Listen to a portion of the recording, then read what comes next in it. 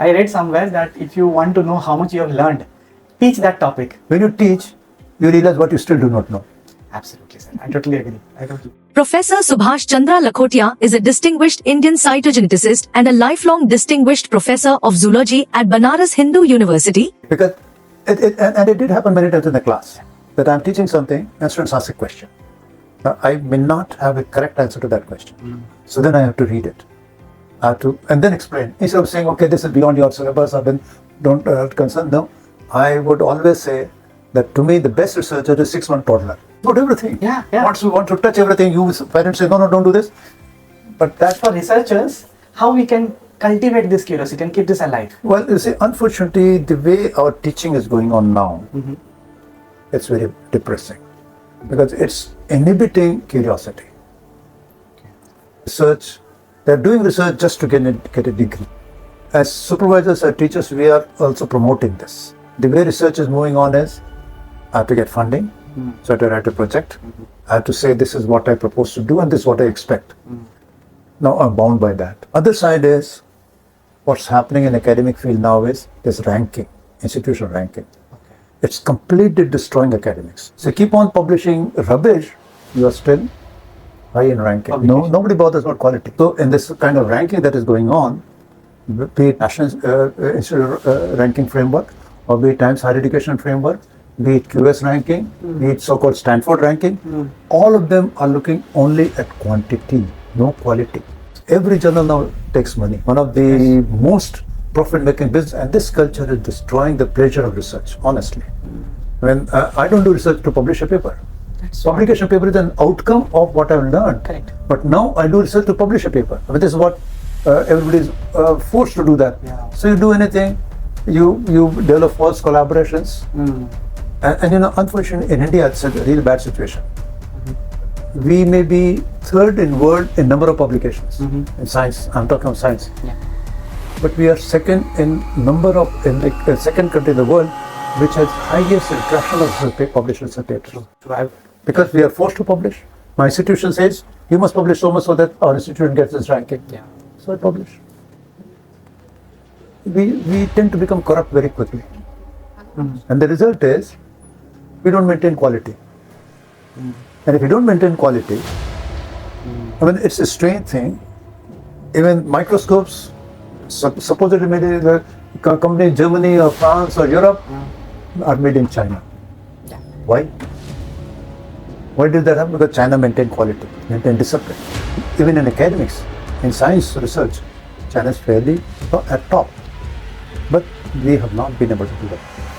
Whereas we do have intellectual capacity to do it only if you can harness that, which are not. So, yeah. Once a person goes abroad, why doesn't come back? Yes, you see, that's what I'm saying. Yesterday I heard somebody in US talking of this, that US now has all these problems. Snow blizzard, power outrage, and then the American government debate is doing. Yeah. And he raised this very question. Why still we don't go back to India? Why we are facing this? Old people have no job, parents come to stay with their children and they are more like household service. And he asked this question, even then why don't we go back to India? The answer is, we are not providing good environment, good conditions for letting the bright sparks get them ignited, get them flare up. So today we talk of American universities are private. They're all philanthropic. They were not started for business, which in India, all private universities, 99% of them are for business, not for philanthropy to educate. We need to give long-term support. 3-year project, well, like I've been working for the last 45 years, and every time 3 years support. So what happens is, I plan small things. I can't plan a big thing. Which, like in America, we have HHMI, Max Planck, goes for life. And you can continue to do esoteric research as you want it, which we don't have. We don't have that kind of situation. I have seen several papers published in good journals, and at the end you say, this is an experimental model to see how AI can write. Oh. Yes, these are deliberate. And published just to show your AI can generate beautiful research paper. Hello everyone. Most of you have not yet subscribed. Please do subscribe and one subscription will immensely motivate me and my team to get back to you with some interesting and even better podcasts. So if you feel that any of our podcast has brought some value to your life, please hit that button. Rolling slow.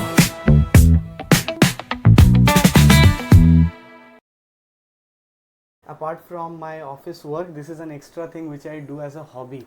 That's But good. my thing is like, when I will grow and at certain period of time when I look back, I think these conversations are all like books. So you have this beautiful almirah filled with different books, and each book is a, and you are a library, walking library. That's what I see. And I had been, so when I thought it will be, you'll not give me time or something like that. But thank you immensely for this. See, for me, it's very simple. As a teacher, I want to share Yes, the absolutely. knowledge. And because in that process, I gain new knowledge. That's important. True. As a teacher, which I have been since my 1970, I actually started teaching in a way, informally, way back in 1966 to my young junior students. I used to take their unofficial classes because they wanted to learn something, and I shared. And since then, all these years that I've been teaching, I learned enormously, much more than what I have been able to share. Yeah. And that's what is the pleasure of teaching, pleasure of reading, discussing. And same thing, research teaches us. Yeah. When you see something, you talk to students, get their ideas, get your thing back, and it's a good learning process. Absolutely. I read somewhere that if you want to know how much you have learned, teach that topic. Exactly. And if you can teach it in Exactly. plain and simple words, Well, I think you are I would go one step forward. When you teach, you realize what you still do not know. Absolutely, sir. I totally agree. Because it did happen many times in the class. Yeah. That I am teaching something and students ask a question. Now, I may not have a correct answer to that question. So then I have to read it. I have to, and then explain. Instead of saying, okay, this is beyond your syllabus, or then don't concern. No, because that's a challenge. And that's when you read, you understand, well, you can correct that, okay, the question may not have been completely true, but then at least you feel happy that there's a curiosity.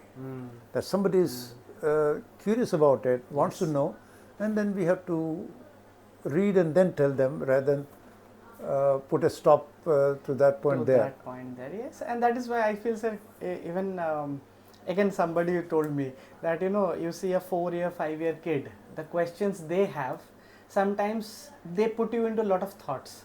That where this question and why can't I ask these questions? Well, I So- fully agree, because one of the talk about research, or even in my classroom, I would always say that to me the best researcher is 6-month toddler. Oh, really? Okay. Yes, because curious about everything. Yeah. Want to touch everything. You parents say no, don't do this, but that True. I totally agree, sir. they are the best research, and that's how they learn so much in that process. Right. So if so, why I'm saying is I have a toddler at home. So even if I tell him, he will do his thing, gain his experience, Yes. and then he'll ask questions. Yes. That you told me. So usually as parents, when you grow up, we take certain things, assume certain things, and then we say, okay, a pen is always has to be this much, but a pen can be a bigger one also. Yes. So we are bounded by those thoughts, and then we pass on that information. But that innocent child is not bounded by any preconceived thoughts. True. It's developing thoughts. And this is what we have to understand as teachers, that okay, these young students who are there, they still not have mature thoughts. We have to stimulate them. We have to excite them to ask questions. So then for researchers, how we can cultivate this curiosity and keep this alive? Well, you see, unfortunately, the way our teaching is going on now, it's very depressing, because it's inhibiting curiosity. Okay. All the questions that we get now, see, multiple choice questions, they have no curiosity left in them to answer. And that's what, and so the result is, these students, when they come to later stage, They don't have curiosity. Yeah. And therefore, research, they are doing research just to get a degree. I don't say that everyone is like that, No, true. but majority students are of that process. And as supervisors or teachers, we are also promoting this. Because, I mean, I'll get into a slightly digression now. Sure. The way research is moving on is, I have to get funding, so I have to write a project. I have to say this is what I propose to do and this is what I expect. Now I'm bound by that. Because now, the more recently, now research funding, every 3 months you have to tell them what is your target and how much you have filled up. To me, it's complete nonsense. If I knew that this target I fill up in 3 months, I don't need to think of, because then I know the answer already. True. I suppose such is a target, but that may not be, because that's based on a hypothesis. Yes. It may not be true. I have to change my target. True. But they say, no, you can't do this. This is what you suggested. That's one thing. So what happens is, the students who work on this, they are kind of forced to meet those targets. Yeah. If they want to ask a question and get into a supervisor, say, no, you can't do this because I have my deadline, I have my target. Research publication, same thing is happening. You have a certain format every time. This is one side. Other side is, what's happening in academic field now is this ranking, institutional ranking. Okay. It's completely destroying academics. Instead of achieving, working hard and get a good quality ranking, it's now pure quantitative ranking. Okay. So quantitative means number of publications? Number of publications, number of citations, just quantity. So keep on publishing rubbish, you are still high in ranking. Oh, it's just the number of publications, Yes. not the quality of publication. No, nobody bothers about quality. It's just quantity. Okay. I mean, imagine in India, one of the best known institute, I will not name anyone, in one of the rankings, say, goes below 50 in its research quality. Okay, in its research. And an institute, or many of these new institutes that have just come up, they rank number 1 or 2. Oh, okay. Just because they publish thousands of papers. They cite themselves, so the citation index keeps on increasing. And so in this kind of ranking that is going on, be it our National Institute ranking framework, or be it Times Higher Education framework, be it QS ranking, be it so-called Stanford ranking, all of them are looking only at quantity, no quality. Okay. Consequently, students are also encouraged to do that. Just do something and publish something. And there are papers, journals which will publish anything for money. Okay. Yes, every journal now takes money. It has become Yes, one of the most profit-making business. Yeah, true. Far greater profit than AI or Google or anything that you can name of it. True, I agree, sir. This just because of this, and this culture is destroying the pleasure of research. Honestly, I mean, I don't do research to publish a paper. That's Publication paper is an outcome of what I've learned. correct. But now I do research to publish a paper. I mean, this is what everybody is forced to do that. Yeah. So you do anything, you develop false collaborations, and you know, unfortunately, in India, it's a really bad situation. We may be third in world in number of publications in science. I'm talking of science. Yeah. But we are second in number of, in the second country in the world which has highest retraction of published research papers. True. I was Retraction reading this. because of misconduct. Yeah. Because we are forced to publish. My institution says, you must publish so much so that our institution gets this ranking. Yeah. So I publish. True. And in private institutions, if you don't publish, get lost. Yes, absolutely. Even I know some of my friends are faculties in private universities. They have a mandate that your promotions, even your job certainties. Yes, it depends on so many papers a year. Now, how can you? I mean, you can't be papers cannot So be manufactured. basically, what I feel, but they are sir, being manufactured now. Yeah. So unfortunately. no, basically they run a corporate house Yes. under a research blanket, Yes. and then it is mainly the idea is like in this year I need this many publications, Yes, and you yes. have to roll out, no options. And that's what destroys everything. And Yeah. and we are training young students in that. Mindset. So what do we expect of them to do? Yeah, yeah. That this is something that country has to, society in But large, it is has to really primarily, worry about. sir, but it is primarily with India, or it's globally the same trend? It has become a global phenomenon, but a country like India, Mhm. which has such a huge potential, such a huge population, and research is something essential for any country's, any society's development. It becomes more worrying, because on one hand we claim of being third or second largest economy in the world in money wise, but where will be knowledge wise? Yeah. We provide best students across the world, right? Why can't we have them in India? True. Why can't we have all those things happening in India itself? Right. Okay, 50 years ago we didn't have so much thing, but today a lot of money. Today we can invest enormously in science, enormously in research. We can develop very good infrastructure and then promote them. We are not doing that. So I have two aspects when you touch this point.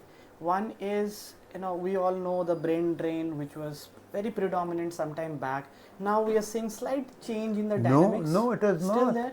Now it's worse. Even the students are going to do their undergraduate abroad. Yeah. See, earlier they would go only for PhD or after PhD. Yeah. Now it starts right from school. Yeah, that's true. That's true.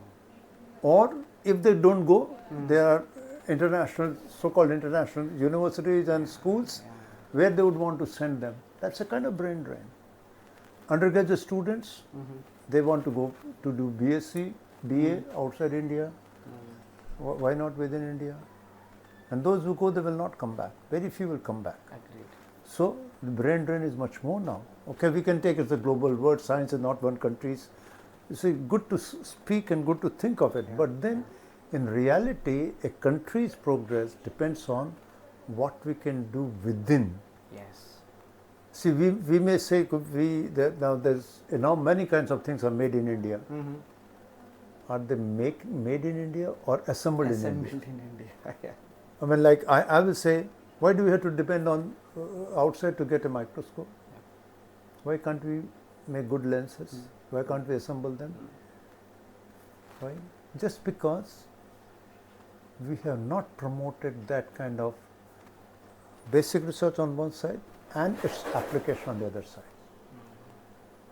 Somehow, see that there is people may feel upset with me for my saying this, but then we tend to become corrupt very quickly. And the result is, we don't maintain quality. And if we don't maintain quality, I mean, it's a strange thing. Even microscopes, supposedly made in the company in Germany or France or Europe, are made in China. Yeah. Why? Why did that happen? Because China maintained quality, maintained discipline. Whatever we may talk about democracy not there or there, but then they maintain discipline. And today China is, even in academics, in science research, China is fairly at top. But we have not been able to do that. Whereas we do have intellectual capacity to do it only if you can harness that, Correct. which you are not.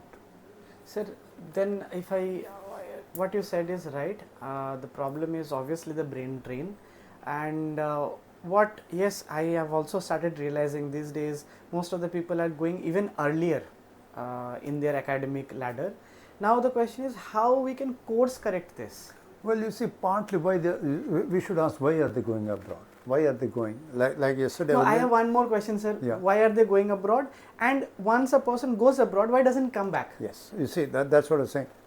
Yesterday I heard somebody in US talking of this, that US now has all these problems, snow blizzard, power outrage, and then the American government, the way it is doing, And he raised this very question: why still we don't go back to India? Mm. Why we are facing this? Old people have no job. Parents come to stay with their children, and they are more like household service. True. And he asked this question: even then, why don't we go back to India? Mm. And the answer is, we are not providing good environment, good conditions for letting the bright sparks get them ignited, get them flare up. Mm. See, if you don't, look at this, how much country has been spending on education and research. We have stagnated at 0.6 to 7% of GDP. Yeah. Now, how can a country develop? Okay, in absolute terms, it has gone up. But GDP in 1960 and GDP in 2025 is orders of magnitude different. But, so the total amount goes much high. But what you forget is number of people, number of students, inflation, variety of things that we need. It is not commensurate at all. So, one is infrastructure. Second is our, which many people talk as crab mentality. Pull legs of each other's. Yeah. And that's another thing, that we have not been able to create that atmosphere in our academic institutions, research institutions, where people will work in a collegiate manner, where people work in synergy. They work asynchronously, and the result is, I'm sure you know phase optics. Yes. In phase contrast microscopy, only when waves are in synergy you get. True. And that's what happens here in our country, that because we don't work in synergy, we don't want to work together. I sometimes give this example of Rabindranath Tagore's poem Akla Cholore. I'm sure you know this. Yeah. He composed it in a very different context. True. That even if others are not coming, at least you move ahead. True. We are taken literally, I should move only myself, not take others along. And the consequence is what we see. Yeah. And that's where I think we need 2-3 things to happen in India. Enormous investment in education, health, because to me, education and health cannot be private enterprise. Yeah. This has to be a state enterprise and philanthropy. And if that happens, so today we talk of American universities are private, but they're all philanthropic. They were not started for business, which in India, all private universities, 99% of them are for business, not for philanthropy to educate. So that's one thing we need. We need much more investment. We need to develop good infrastructure, much less of bureaucracy. You see, academics people, real academic people are eccentric. You have to accept that, because then only they can close their eyes from everything else and get immersed in what they are doing. So we should learn to tolerate that also, and we should give them freedom. Some will always misuse it. Let them, punish them, exemplary punishment, but then let everybody be not bound by same set of rigid lines. Okay, you can do this, you can't do this. Right. You have to give freedom. We need to give long-term support. 3-year project, well, like I've been working for last 45 years, and every time 3-year support. So what happens is, I plan small things. I can't plan a big thing. Correct. Which, like in America, we have HHMI, Max Planck, goes for life. And you can continue to do esoteric research as you want it, which we don't have. We don't have that kind of situation. And we also need good industry support. Industry has to develop confidence. Okay, what we develop here. See, today we talk of India has so many startups, unicorns. How many are becoming major industries? Yeah. They can't remain startup for 10, 15 years. Yeah, true. But where are industries? Some are picked up, but we don't see that kind of industrial revolution that happened in Europe in 17th, 18th century. We don't see that kind of a change. And unless we see that change, India will not become, it can become a leading economy, but not a leading country, not a leading society. For that we need mental change, we need the structural change in our way our academic institutions are built in, but I hope that happens. But honestly, I feel worried about the new generation. Okay. Yes. Like I often say, okay, we have had our good time, we had complained, we had problems, but in spite of that we could develop. But the way we are training our young generation, are we really preparing them for future? What will their health condition?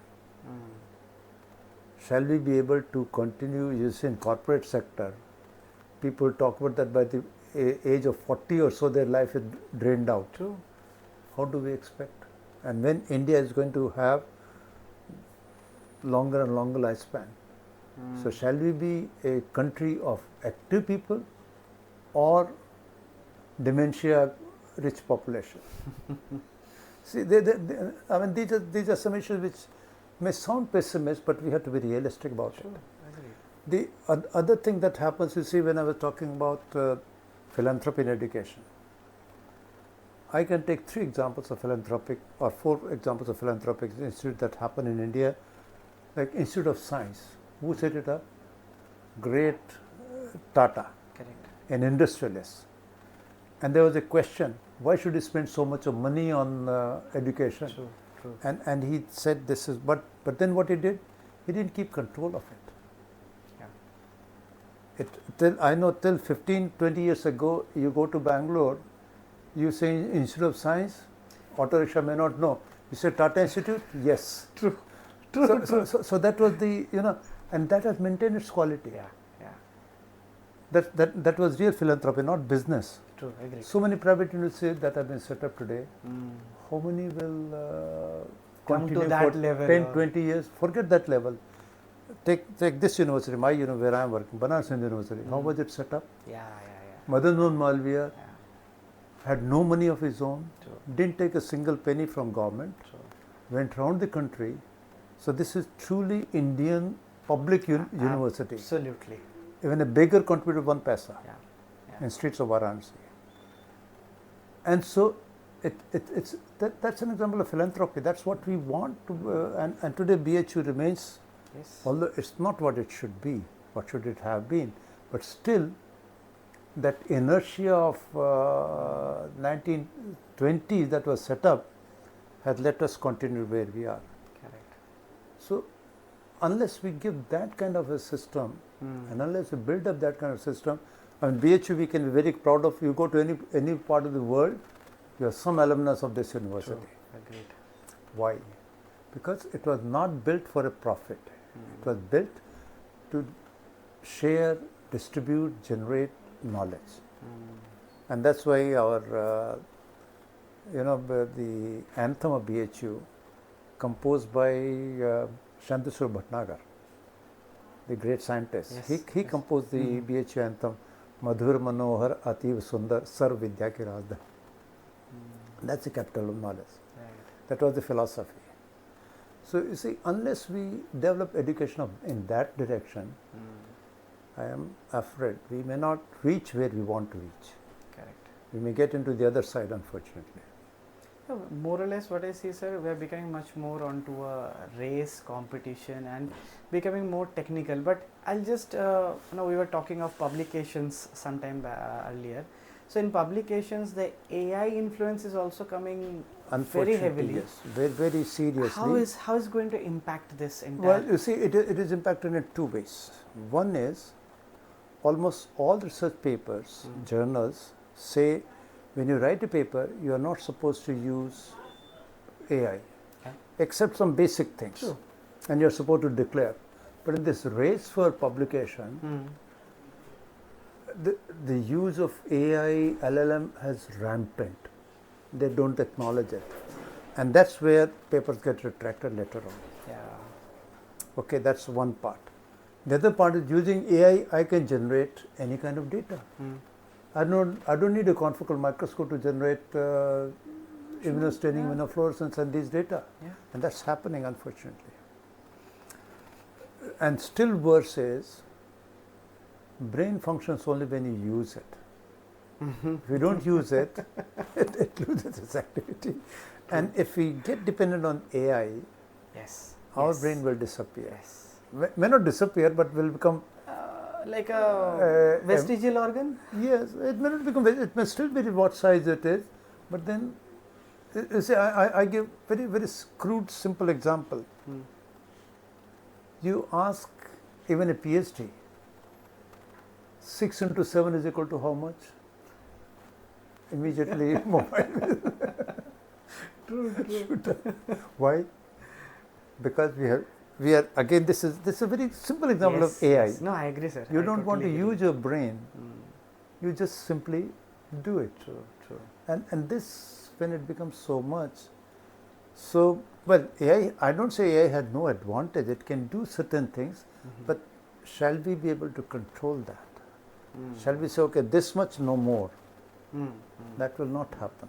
Put a line to it. Yeah, and the result will be, I mean, I honestly am dreadful of what can happen with this use. Yeah. Today there was, papers can be, I mean, I have seen several papers published in good journals, and at the end you say, this is an experimental model to see how AI can write. Oh, Yes, these are deliberate okay. and published just to show pure AI can generate beautiful research paper. My God. And they're like the way it is written, drafted. Absolutely. Absolutely, it can be done everything. It can generate data. You say, okay, I want the data, and it will generate it. Yeah. But AI can have an advantage. Like for myself now, if I have to search a paper, I just go to Google. Yeah. I don't use any database. True. I just go to Google, put my question, but what I have to now do is filter out what. Correct. Sometimes, okay, it throws out a paper, I open it, and then I realize, okay, that's not the paper that I want to, because it's obviously very poor quality, so I filter it out. True. Now, this is where your intelligence is required than Yeah. AI alone. Yeah. So we have to supervise it. Yes, we have to and supervise. Screen out the only thing And then which I want the to. human brain has to remain master, not a slave. Has to. Yeah. That's important. No, that's true, sir. I totally think, but yes, with evolving AI, so all our image analysis has integrated with AI. Yes. Yeah, but you see, there you are in control. You had given, okay, this much, because of this logic you do it. Correct. But what AI can do is, AI can derive its own logic based on what we have fed to begin with, and it can exponentially increase, just as our brain increases. So we can make, AI also can become like this. True. And so if you give freedom to AI that, okay, software that you provide, and it builds it up, and then you don't know what comes out of that. Yeah. Yes. True. I agreed. So it has to be within that limits. Right. Sir, I'll touch one more point, the last one which actually I'm curious about, because you already have recently shifted your dynamics towards Indian medical system, that is the Ayurveda. And how come you have made this connection, first of all, or what actually came to your mind that this could be connected, Okay. and how this Indian medical system can play an important role in our life? Yeah, that's a very important question. You see, from my childhood, I've been grown up on household medicine. I have very rarely, well, I won't say I have not taken, but very rarely so-called modern medicine. Okay. I mean, maintaining lifestyle and maintaining, basic things. So I hardly have needed medication. But yes, once in a while when something happens, you do need a medication. But so that was one upbringing, that I was tuned to use the so-called grandmother's medicines. Okay, nice. That was one. Then in late 1990s, I got in contact with Professor Valiathan, a cardiothoracic surgeon from Sri Chitra director. He had prepared heart valve and so on, and that was real make in India. Wow. That it did, yes. In which year, sir? 1996 or 97, he as the director of Sri Chitra, he had fabricated, developed heart valves. Wow. Because he was a cardiothoracic surgeon, and instead of, so he did, and so I got in touch with him. then also I got in touch with him when he was president of Indian National Science Academy. So sometimes in 2005, after he retired, he, as a Keralite, was influenced by Ayurveda, and he thought that we need to find out its scientific basis. Okay. That was his idea. And actually, in 1999 or 2000, sometimes we had invited him for a talk. He had gone to the shops here, which have the Charak and the Shushrutas original works and translated in various languages. Okay. He went there to buy, and actually my son, who is a cardiothoracic surgeon himself now, has gone with him to to let him buy those books. He read them, and so in I think 2005 or 6, he wrote a small note about Ayurvedic biology, that what we need to do about Ayurveda, to bring it to the real platform. And then he, with the support of Dr. R. Chidambaram, the atomic physicist, who was at that time principal scientific advisor to the Government of India, they decided to launch Ayurvedic biology program, that we should do research, modern science, in collaboration with Ayurveda, do research to find out what it is, how does it work, and mechanism part of it. So he, after having done this, he called me on telephone. That BHU was one of the first to have an Ayurveda college in 1926. Wow. This was the first to start an Ayurveda college in its medical this thing. And he said, do find out people who are interested in this. I talked to colleagues in Ayurveda faculty, somebody suggested, but then it ultimately it didn't materialize, nothing serious happened. I mean, I don't want to get into details, but it was embarrassing for me. He said, well, I asked you so that you identify real people, not just at that end ask my chancellor to, and then it go down the line someday. So anyway, then it occurred to me, and my daughter helped me in that process, that because I have been always talking about the Drosophila as a good system to look at what changes happen, gene activity happens. So we talked up, and I said, why don't you use Drosophila model to do this? And that idea struck my thing, and I called Professor Veliath and I said, okay, I can be part of it. He liked it. He asked me to make a concept note and present to the committee. The first meeting, I think, if I recall, was in Pune. I presented, and the Ayurveda people were not convinced of this. Because for them, the worry was, where is Vat, Pitta and Kapha in fly? In fly, I couldn't explain them. But I know Dr. Chidambaram and Veliathan were convinced that, this is a good model, should be done. So they asked me, okay, Lakhotia, come again and make another presentation. So next time I was better prepared.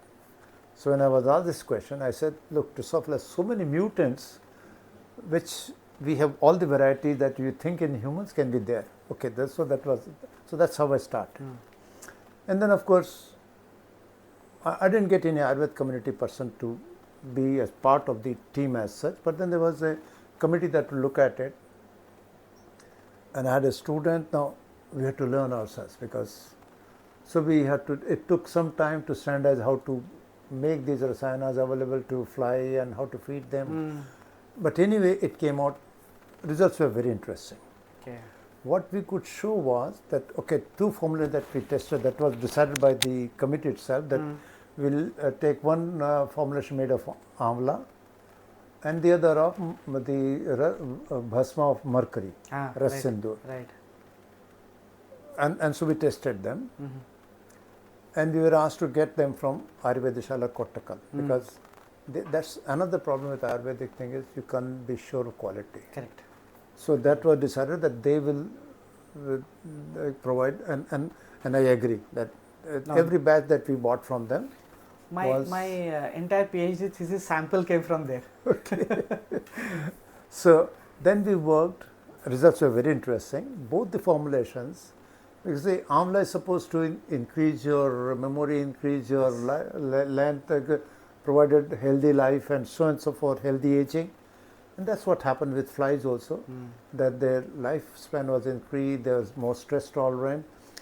But in the process, we also found certain molecular changes. And one of the molecular changes I knew was something that will also mitigate neurodegeneration. That was known.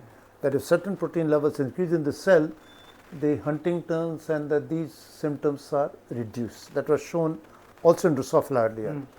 So then I tested them also. I mean, this was just a question, okay, let's see what happens.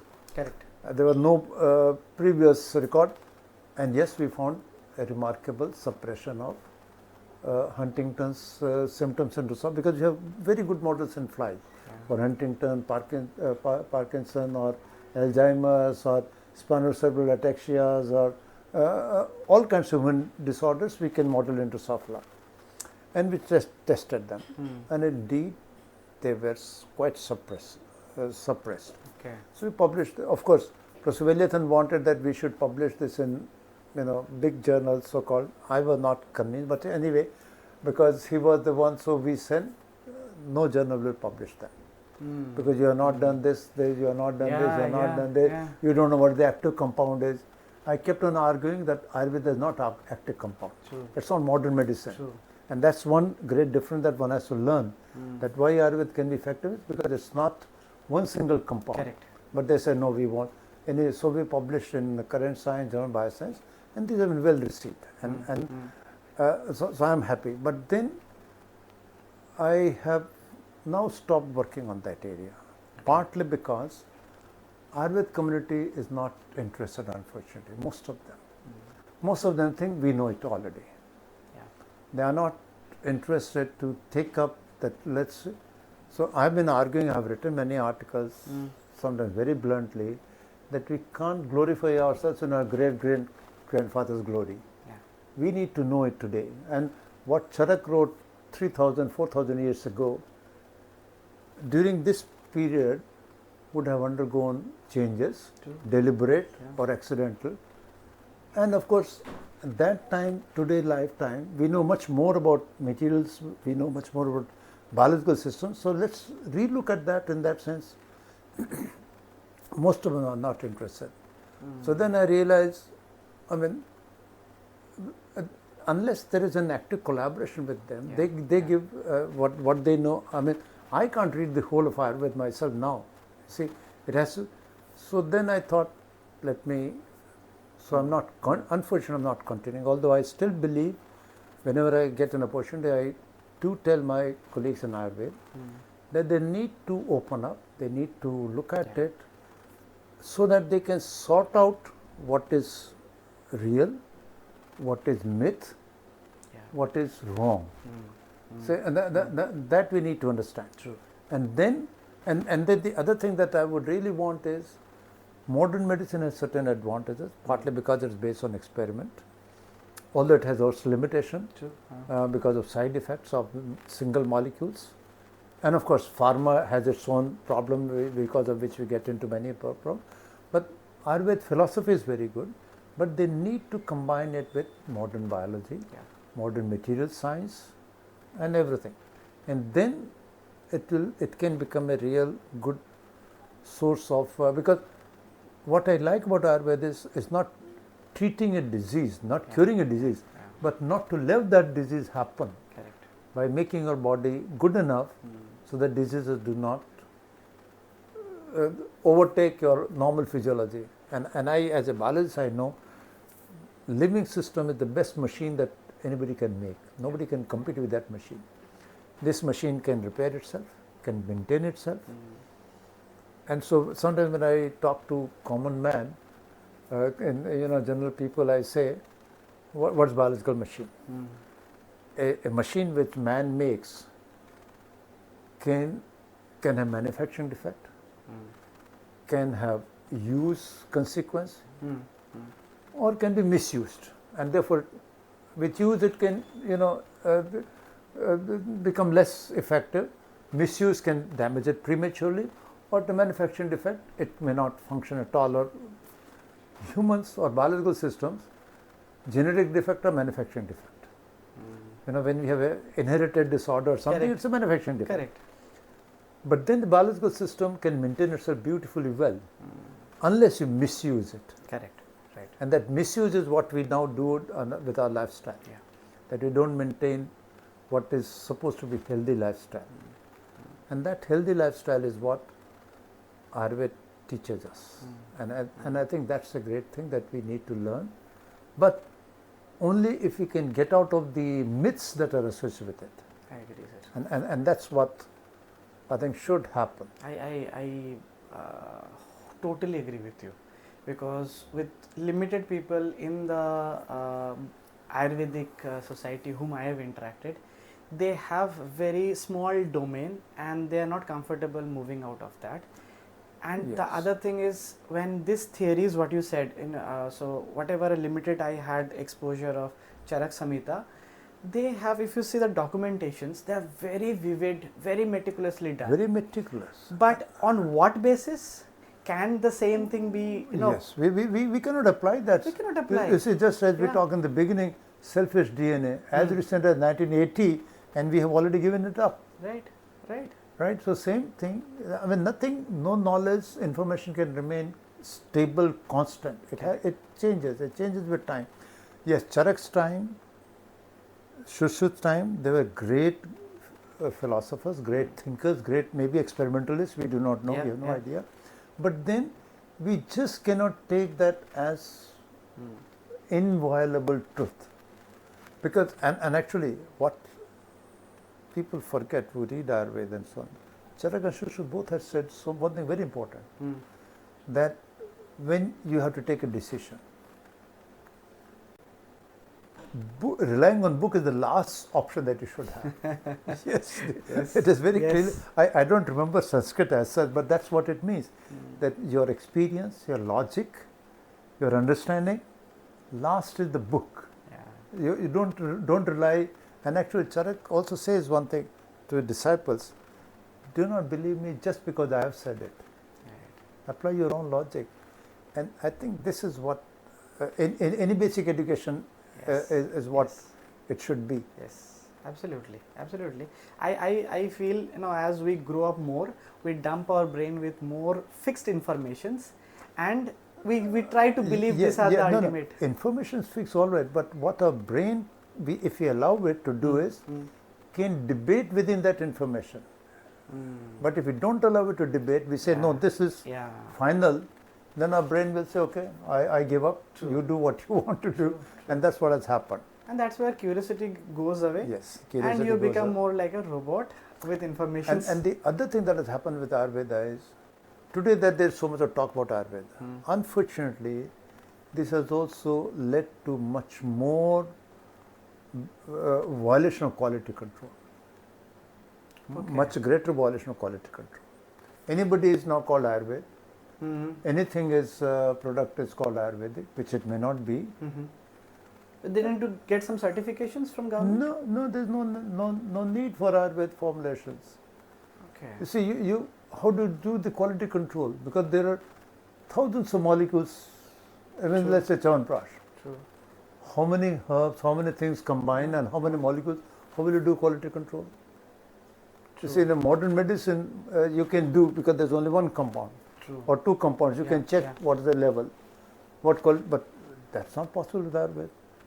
So in Chyawanprash, I mean, as a side activity during when we were actually involved in it, I tested 4 brands of Chyawanprash on our fly model. 2 brands killed flies. They're toxic, and these are commonly used. This is a real worry. Okay. Okay. Yes. And they are happily marketing as They're Ayurvedic happily marketed, and consumed. consumed. God. Yes, that's a tragedy. And unfortunately, current system of research funding in Ayurveda puts a limitation. I can't do research in Ayurveda with things, or Ayush in broad, Yeah. unless I have an expert from that field associated with me. Yes. Now, they are not willing to come, I can't do it. No, that's not good. Free curiosity, okay.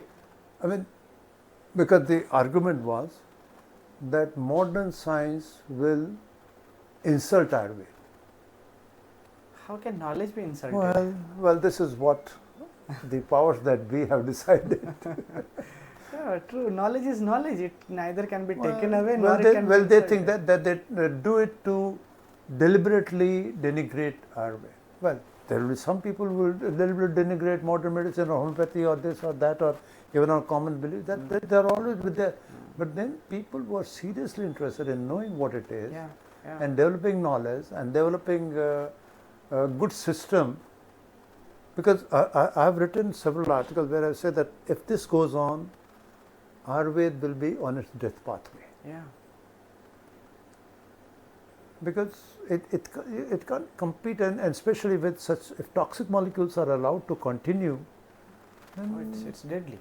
it's going So, to but if you see, so Indian traditional medicine is Ayurveda, and contemporary Chinese traditional medicine is also like much talked about.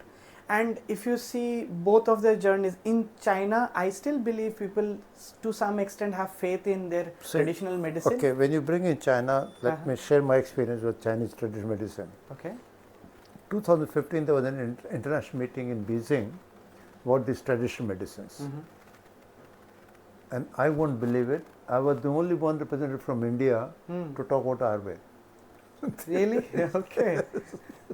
Anyway, I went there and there were people from all over the world, from Nigeria, from remote places in Africa or South America, and what traditional medicine, and each medicine has its own weaknesses, its own strengths, each one. But what I liked about the Chinese system was, okay, I may not understand their philosophy, but what they are doing, what they showed us, they had, they have one acupuncture, then there's a Chinese traditional medicine, and then they have one more branch, I forget the name. They have built 3 separate institutes in one compound, and one building that was to look at all the Chinese traditional medicine formulations. You won't believe there was a big room with 20 HPLCs, one big room with n number of confocals. Wow. What they have said that in next 10-15 years, they will have worked out each of the drug that has been prescribed in Chinese medicine, how it works, where it works, and what it does. Amazing. And this is what I thought India should have done. Correct. I agree, sir. This is exactly what I thought India should have done. All these rasayana that we know, all the panchkarma procedures that are in practice, we should do real physiological research. We should really do that as to what really happens in body instead of now what has happened is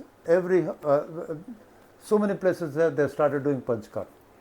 It has become business. In South it is every Even next in door. North, even in North. Okay. Yes.